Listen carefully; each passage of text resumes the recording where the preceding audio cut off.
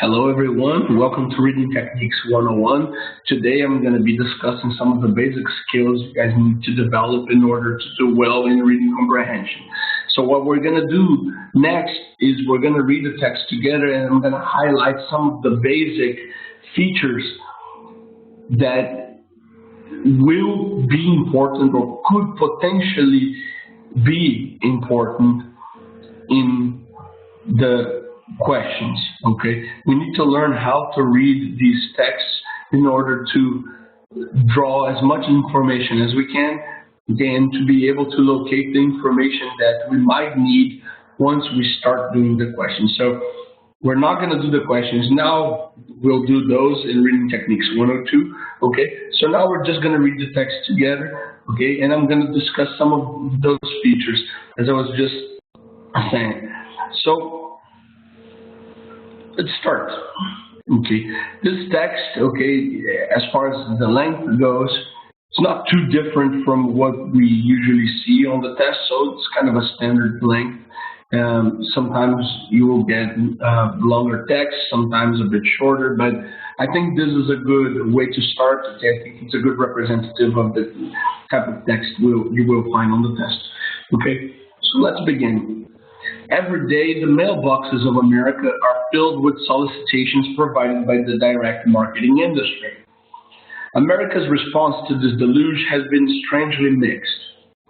On the negative side, poorly executed direct marketing produces unwanted, annoying, and wasteful solicitations, also known as junk mail. Also, aggressive direct marketing techniques, aided by new tools and technology, represent a serious threat to informational privacy. Sophisticated computer matching programs can produce intrusive personal profiles from information which, standing alone, does not threaten individual privacy. The 1991 Harris Equifax Consumer Privacy Survey addressed popular attitudes towards direct mailing practices and their impact on informational privacy. When asked how they viewed direct mail offers in general, 46% of the respondents said they were a nuisance, 9% considered them to be invasions of privacy, and only 6% said they were useful. But if Americans have such a negative opinion of the direct marketing industry, they have a strange way of showing it. Direct mail advertising expenditures rose from $7.6 billion in 1980 to $23.4 billion in 1990. The laws of the market dictate that companies would not have made these efforts without prospects of success.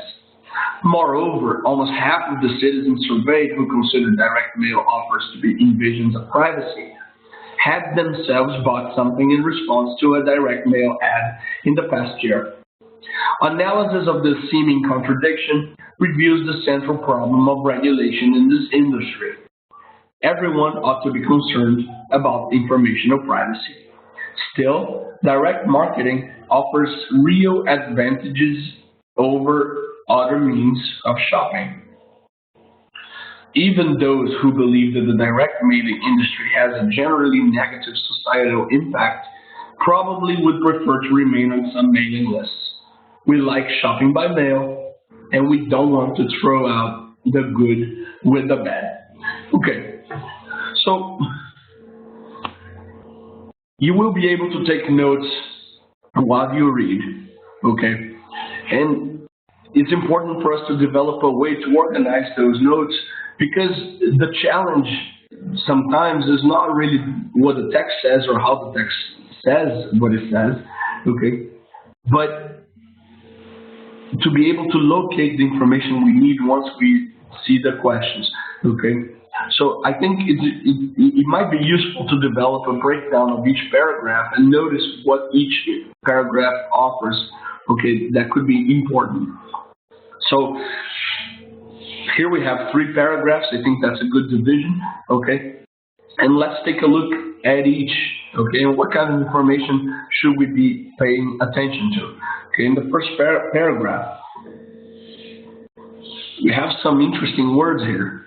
For instance, the author says that America's response to this deluge, the deluge of junk mail, it has been strangely mixed. Okay, so that's an interesting judgment. It's a strange mix of responses. So on the negative side, according to the author, okay, there is junk mail. Okay, notice junk mail is between quotation marks. Always notice terms in quotation marks on GMAT. This is important. Okay, quotation marks can do a number of things. For instance, of course, quotation marks do what quotation marks usually do, which is announce quotes. Okay, but they also can indicate concepts. That's the case here, junk mail. Okay, and sometimes they can indicate terms that the author himself or herself does not know how to define. Okay, so it could be like a dummy term that in the questions we might have to replace with a better term. Okay. So always notice terms in quotation marks. You see in the second paragraph, we'll have a few of those as well. Okay. Then the author says also that direct marketing techniques represent a serious threat to informational privacy. Okay. So the author is pretty assertive here. Okay. So we begin with the author's evaluation. We have a couple of negative aspects, right? Junk mail and a serious threat to informational privacy. Remember where these negative aspects are mentioned, okay, when you have to answer the questions. The second paragraph, we begin with the description of the results of the survey, okay, and then notice how interesting. The author says, when asked how they view direct mail offers in general, so this is not really a survey about junk mail necessarily, okay? It's about mail offers in general. Okay, 46% of the respondents said they were a nuisance. Notice the quotation marks. 9% considered them to be invasions of privacy, and only 6% said they were useful. Okay, and then the author makes a very blunt statement. Okay, but if Americans have such a negative opinion of the direct marketing industry, they have a strange way of showing it. So there seems to be some kind of contradiction there, and that's the turning point of the text. Okay, from this point on, the author will try to clarify where the contradiction lies. Okay, he will give two arguments, okay, that seem to contradict this negative opinion that Americans have.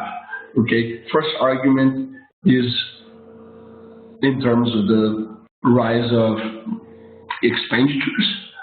Okay, and the second one is that almost half of the citizens surveyed who considered direct mail offers to be invasions of privacy. Always notice this as well. Okay, here you have those citizens surveyed who considered direct mail offers to be invasions of privacy. Okay, so he's not really talking about the whole group, but he's talking about those who consider direct mail offers to be invasions of privacy. Okay, and they had themselves bought something in response to a direct mail ad in the past year. So they don't really like junk mail, but when push comes to shove, they went and bought something. Okay, and that's where the contradiction seems to lie. So last but not least, the last paragraph, the author says analysis of the seeming contradiction. Here we have a confirmation, right, of what we were just discussing, reveals the central problem of regulation in this industry. Everyone ought to be concerned about informational privacy. Now the author is definitely giving us his opinion. Still a consideration.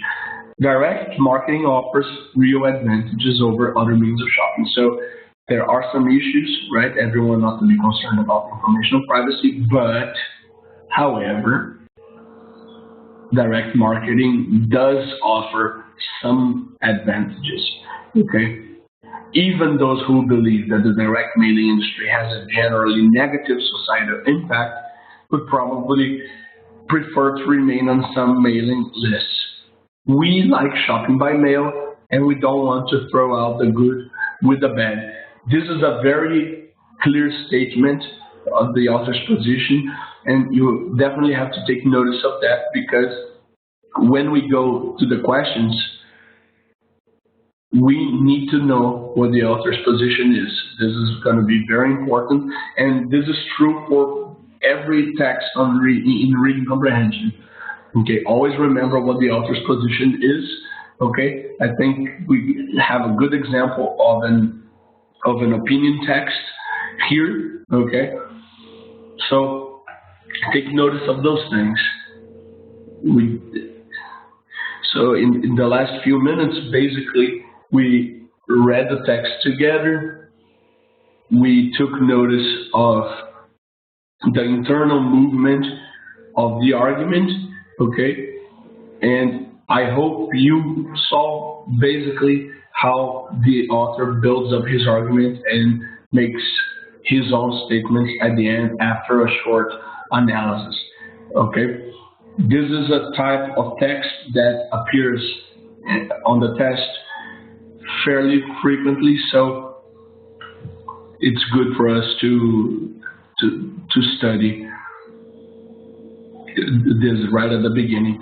Okay, if you guys have any questions, you can email us at mbaprep@mbaprep.com.br. I hope you enjoyed it.